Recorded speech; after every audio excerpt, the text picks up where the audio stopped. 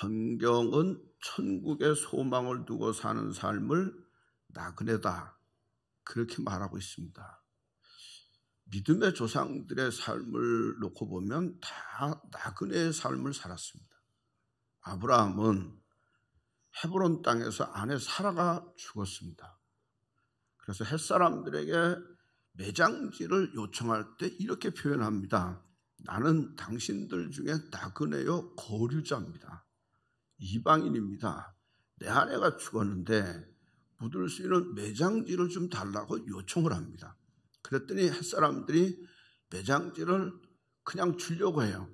아브라함이 값을 주고 삽니다. 그리고 그 아내를 막벨라 굴에 묻습니다. 이삭도 블레셋 가운데 나그네로 살았어요. 흉년이 들자 그랄 땅에 가서 사는데 하나님이 이삭을 축복하셔서 100배의 열매를 거두게 해요. 물이 없으니까 우물을 파요. 근데 블레셋 사람들이 빼앗아요. 그러면 줘요. 그리고 다른 데 가서 또 우물을 파요. 또 뺏으러 와요. 그럼 또 줘요. 그렇게 나그네로 살았는데 그래도 하나님이 이삭과 함께 하셔서 복된 열매를 거두게 하여 주시더라 하는 거죠. 이스라엘 백성들은 400년 동안 애굽에서 나그네로 살았어요. 다윗도 그저 떠도는 나그네의 삶을 살았어요. 예수님도 뭐라고 말씀하시느냐, 여우도 굴이 있고 공중의 새도 깃들일 곳이 있는데 인자는 머리 둘 곳 없다, 안식할 곳 없다, 그렇게 말하고 있어요. 베드로는 우리에게 분명히 말하기를 성도는 누구냐, 나그네요 거류자라, 이방인이라고 하는 거예요. 그러니까 우리는 천국을 사모하는 하나님의 백성으로 이 땅에 어떻게 사느냐, 나그네로 산다 하는 거죠. 우리는 나그네 그러면 두 가지 인식이 있어요. 불행한 나그네, 행복한 나그네를 잘 생각하지 않고 불행한 나그네 이렇게 생각을 많이 해요.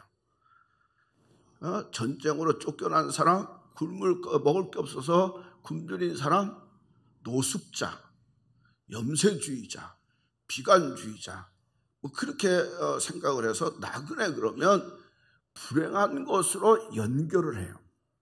그래서 이 땅에 나그네 길 그저 정도 주지 말고 또 그저 너무 사랑도 주지 말자. 복음성 가사 중에도 내 집은 저 하늘에 있는데 천사가 나로라고 하시니 나는 이 땅에 있을 마음 없어요. 그렇게 찬송하는 것들을 볼 수 있어요. 그래서 나그네 그러면 다 불행한 삶, 왔다 가는 게 억울해 죽으려고 그래요. 가만히 놓고 보면 나그네 삶을 행복하게 볼 수도 있어요. 어차피 왔다 가잖아요. 짧은 인생이잖아요. 그런데 이 땅의 인생의 삶을 관광 왔다, 여행 왔다, 그렇게 생각하면요 흥분이 되잖아요. 우리가 잘 아는 천상병 시인이라고 하는 분은 이 땅의 삶은 소풍이다. 그의 시 중에 이런 글이 있어요. 나 하늘로 돌아가리라. 새벽빛과 닿으면 쓰러지는 이슬더불어 손에 손을 잡고 나 하늘로 돌아가리라. 아름다운 이 세상 소풍 끝나는 날 가서 아름다웠다고 말하리라. 자, 이게 나는 이 땅에 살다 하늘로 돌아가는데 소풍으로 왔다가 가는데 이 세상의 삶이 어떠느냐? 아름다웠다. 그렇게 말하리라는 거죠.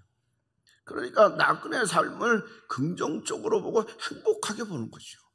그래서 가능하면 여러분 어차피 왔다 가는 나그네의 삶, 행복한 삶이 되시기를 소원합니다. 즐거운 날이 되시기를 소원합니다. 이 나그네의 삶인데 짧아요. 그래서 모세 말씀 중에 보면 연수가 70이요, 강건하면 80이고 수고와 슬픔뿐이고 그저 다 날아가는 아니다, 신속히 간다는 거예요. 모세는 120년 살았어요. 야곱은 147세를 살았어요. 우리에 비하면 많이 살았는데 그러나 유구한 역사와 영혼에 비하면 짧지요. 그런데 인생을 가만히 놓고 보면 짧은 인생을 굵게 사는 사람도 있고 긴 인생을 가늘게 산 사람도 있어요. 세계를 점령한 알렉산더의 나이가 30세예요. 요셉도 30세에 총리가 됐어요. 다윗도 30세에 왕이 올랐어요. 예수님도 30세에 공생애를 시작하고 33세에 인생을 마칠 때 우리의 구속주로 십자가에 못 박혀 죽으셨어요. 그러니까 길지 짧은 인생에 더 짧게 살았어요. 그러나 굵직하게 살았어요. 이렇게 놓고 보면 인생을 어떻게 보고 어떻게 사느냐가 참 중요해요. 특별히 우리가 인생을 행복하게 산다고 하는 건 너무너무 중요해요. 바라기는 여러분의 나그네 삶 잘 사시길 바랍니다. 가능하면 예수 이름으로 권하는데 행복하시기를 주의 이름으로 간절히 축원합니다. 한국 사람들은 열심히 일하는 거로 유명해요. 그리고 한국 사람들은요, 경쟁심도 대단해요. 웬만해서는 안 져요. 한국 사람들은 어디를 갖다 놔도 적응을 잘해요. 그리고 가만히 놓고 보면 우리의 인생의 삶이 많이 낮았잖아요.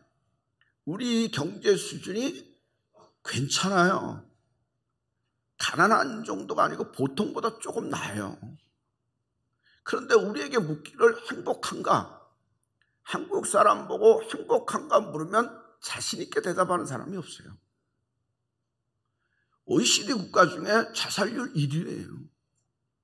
OECD 국가 중에 우울증 1위예요. 이게 전혀 낮을 기미가 없어요. 점점 더하고 그래서 대한민국에 살면서도 지옥같이 여기고 사는 사람들도 꽤 있어요. 왜 이러냐 이 말이죠. 옛날에는 굶주릴 때 밥만 먹으면 잘 살 수 있을 것 같은데 밥 먹고 사는 세상이 되니까 만족이 없고 행복이 없어요. 왜 그러냐 이 말이에요. 가만히 놓고 보면 내면에 있어요. 우리의 속에 문제가 있어요. 오늘날 현대 많은 사람들을 사는 걸 보면 정신적인 포로에 사는 경우가 꽤 많아요. 포로된 삶이라고 하는 건 속박된 삶, 이끌려 사는 삶이에요. 자유로운 삶이지만 자유가 없어요. 그런 거에 비하면 비교되는 인물이 있는데 남아공의 대통령이었던 넬슨 만델라라고 하는 유명한 대통령이 있어요. 그분은 정치적인 이유 때문에 평생 거의 감옥에 있었어요. 그런데 그는 감옥에 있어서도 감옥에 매이지 않았어요. 나중에 대통령 된 다음에 자기 정적들 보복하지 않았어요. 권력이 주어진 다음에도 권력에 매이지 않았어요. 보통 사람들이 그렇게 매이며 사는데 그는 자유했어요. 그래서 그는 그의 정치 인생이나 신앙의 인생이 우리에게 많은 세계인에게 많은 감동을 줘요. 그거에 비하면 오늘 많은 사람들이 다 매여 살아요. 집착하고 살아요. 집착하고. 어떤 것에 마음을 뺏기며 살아요. 원하는 것 이루지 않으면 잠도 못 자요. 대체적으로 돈과 명예와 권력에 집착하며 살잖아요. 그 집착이 질병이 되는 경우가 너무너무 많이 있어요. 그래서 가만히 보면 오늘날 우리의 삶의 모습을 보면 다 정신적인 노예예요. 감정의 노예예요. 어떤 사람은 미운 감정에 사로잡혀서 그 미움이 자기를 죽이는 길로 가는 경우도 꽤 있어요. 사울과 같이 미움과 증오가 그의 인생을, 그의 권력을 다 무너뜨리게 하는 것처럼 우리를 병들게 하고 살인으로 가게 하는 경우도 꽤 있어요. 과거의 아픈 경험이 우리를 얽어매는 경우가 꽤 있어요. 과거의 아픈 경험이 우리를 골짜기로 인도해요. 골짜기는 어두워요. 그래서 어두움에서 벗어날 수 없는 거예요. 마치 성경은 뭐라고 말하냐? 터진 웅덩이와 같다는 거죠. 거기다 뭘 쌓아놔도 담아도 다 터지고 다 없어지더라고요. 우리의 내면을 놓고 보면 다 얽매어 살아요. 뭔가 포로에 사로잡히고 얽매어 살고 집착하며 살아요. 이거 해결할 수 있는 길은 어디 있느냐? 주님밖에 없어요. 성경이 뭐라고 말씀하느냐? 이사야 61장 1절에 보면 주 여호와의 영이 내게 내리셨어요. 같이 읽어보겠습니다. 시작. 주 여호와의 영이 내게 내리셨으니 이는 여호와께서 내게 기름을 부으사 가난한 자에게 아름다운 소식을 전하려 하심이라.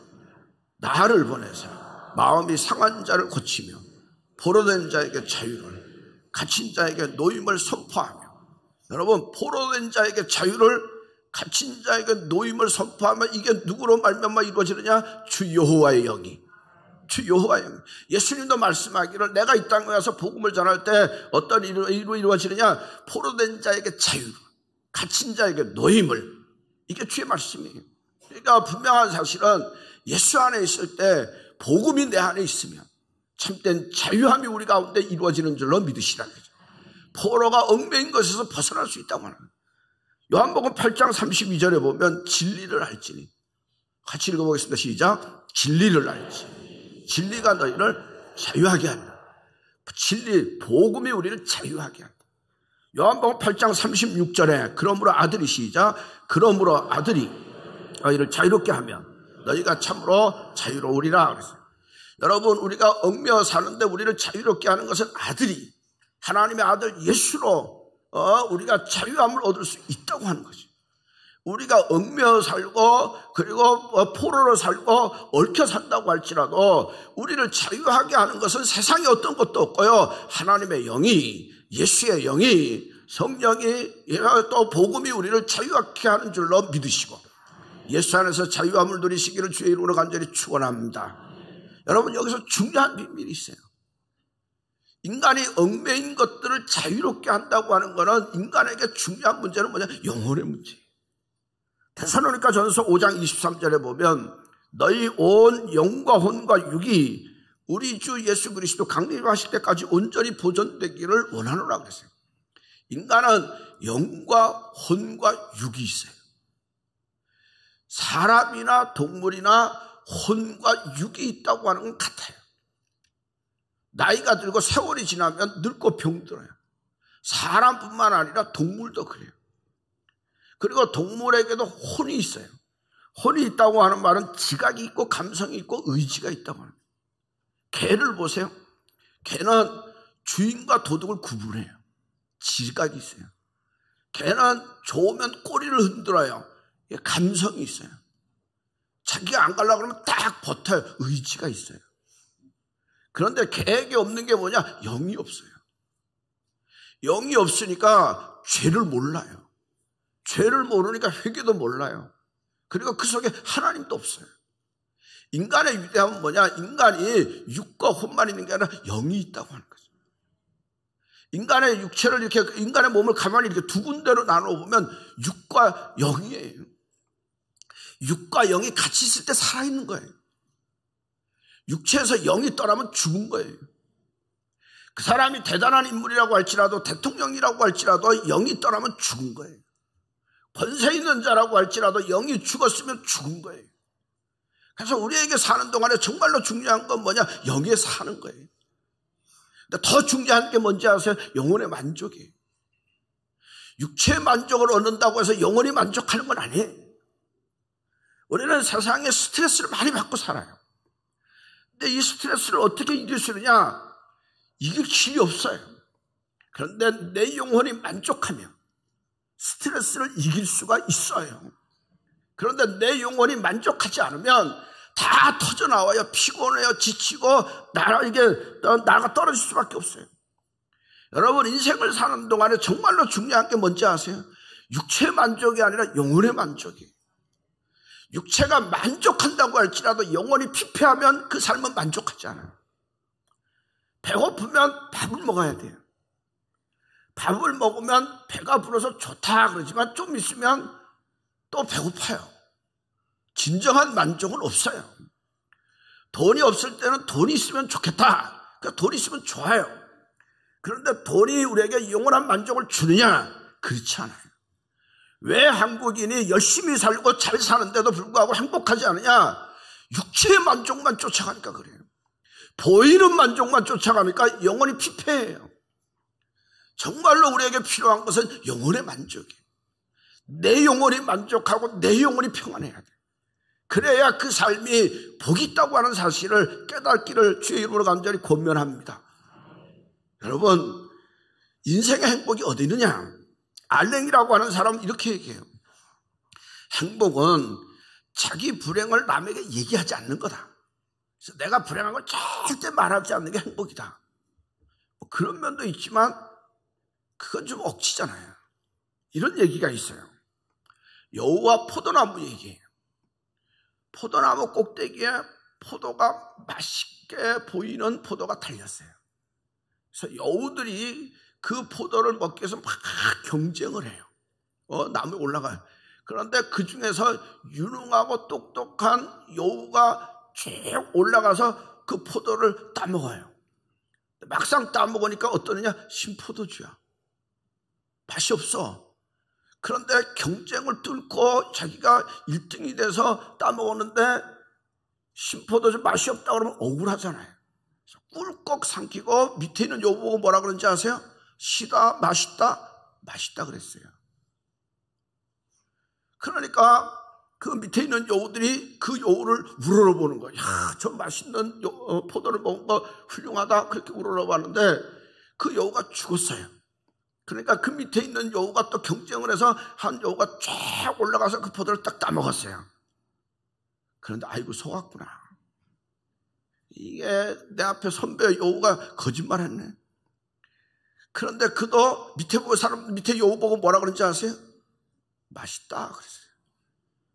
왜? 일생을 통해서 투자하고 경쟁하고 노력한 게 억울해서 맛있다 그랬어요. 가만히 보면 이게 우리 인생의 모습이랑 비슷해요. 내가 일생을 걸고 노력하고 힘쓰고 매달리고 경쟁해서 1등해서 따먹었는데 헛살았구나. 아무것도 아니네. 이런 게 많잖아요. 그런데 솔직하게 이게 헛살았다 아무것도 아니다 말하는 사람 별로 없어요. 괜찮네. 그러니까 인생이 허무하죠. 아무것도 아니죠. 왜 그러냐? 육체의 만족만을 쫓아서 그래요. 여러분, 육체의 만족에 평안함이 있는 게 아니에요. 진정한 인생의 만족에는 영혼의 만족이에요. 그러면 내 영혼의 만족함을 얻으려면 어떻게 해야 되냐? 두 가지예요. 하나는 육체의 정욕을 제거해야 돼요. 영혼의 만족에 있어서 적이 육체의 정욕이에요. 하나님이 우리에게 기본적인 욕구는 주셨어요. 그런데 문제는 뭐냐? 그 욕구에 탐욕이 더하면 이게 죽을 병이 되는 거예요. 사람이 먹어요. 근데 또 먹어요. 근데 배불렀는데 쌓아놔요. 또 쌓아요. 그런 다음에 만족하지 않고 뺏어다 쌓아요. 그리고 뺏어다 먹어요. 인간에게 주신 욕구에 탐욕이 붙으면 죽음이 일어나요. 욕심이 잉태한 즉 죄를 낳고 죄가 장성한 즉 사망에 이르게 되는 거예요. 가만히 놓고 보면 우리가 왜 말씀대로 못 사느냐? 탐욕이에요. 십계명을 지켜야 되는데 십계명을 왜 못 지키느냐? 탐욕이 하나님보다 우상을 가까이 해요. 물질에 대한 탐욕이 주의를 못 지키게 해요. 물질에 대한 탐욕이 부모 공경 못하게 하잖아요. 탐욕이 남의 것 뺏어요, 간음해요, 도적질해요, 거짓말하는 거예요. 그래서 예수님께서 우리에게 말씀하기를 삼가 모든 탐심을 물리치라 그랬어요. 여러분, 인간의 탐심이 사회를 어렵게 해요. 그거 보잖아요, 우리가. 그 정도면 될 만한 사람이 욕심을 내서 사회를 어지럽게 하잖아요. 이게 남의 얘기가 아니라 우리가 보는 모습이에요. 인간의 탐심이 자기를 파괴해요. 인간의 탐심이 영혼의 만족을 다 뺏어가요. 그래서 너희는 육체의 정욕을 제거할지어다. 노만 빈센트 필 목사님이 발리섬에 갔어요. 근데 왜 갔느냐? 발리섬 사람들이 행복하고 만족하게 산다는 거예요. 그래서 인터뷰하면서 한 달을 머물면서 조사를 해봤어요. 도대체 이 사람들의 행복의 비결이 어디 있는지 조사를 해봤더니 5가지. 첫째는 우리는 가진 것이 없다. 둘째는 우리는 단순하게 산다. 셋째는 우리는 서로 좋아한다. 넷째는 우리는 먹을 것이 이대로 부족함이 없다. 다섯째는 우리는 아름다운 섬에서 살고 있다. 가만히 보세요. 이 사람들이 특별한 게 없어요. 단순하게, 그리고 가진 거 별로 없지만 사이좋게 있는 먹을 것 족한 줄 알고 아름다운 섬에 사는 걸 족한 줄 알고 살아요. 인간의 만족과 행복이 특별한 데 있는 게 아니에요. 그래서 여러분 정말로 행복한 삶을 살고 만족한 삶을 살기를 원하면 여러분의 영혼의 만족을 추구하십시오. 그리고 육체의 정욕은 제거하십시오. 마지막으로 중요한 것은 정말로 영혼의 만족은 어디에 있느냐? 하나님 안에 있어요. 하나님 안에 있어요.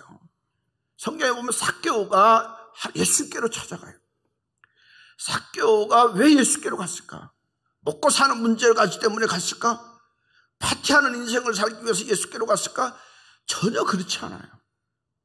삭개오는 부자예요. 세리장이에요. 성공한 사람이에요. 출세한 사람이에요. 얼마든지 착취해서 먹을 게 충분한 사람이에요. 그가 예수께로 간 거는 먹고 사는 문제 그런 게 아니고 영혼의 문제.